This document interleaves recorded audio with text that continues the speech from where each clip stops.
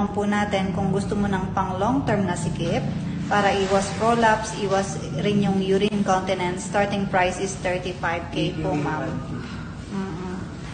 So, ayun, pa-follow po muna ng ating account, guys. Thank you so much po. Pa-follow po muna para updated po kayo sa lahat ng freebies and promotions ni Joko po. Thank you so much po. Yes, may package po tayo para sa lahat ng ano. Yung number 5 po natin, regular price is 10K, but this month,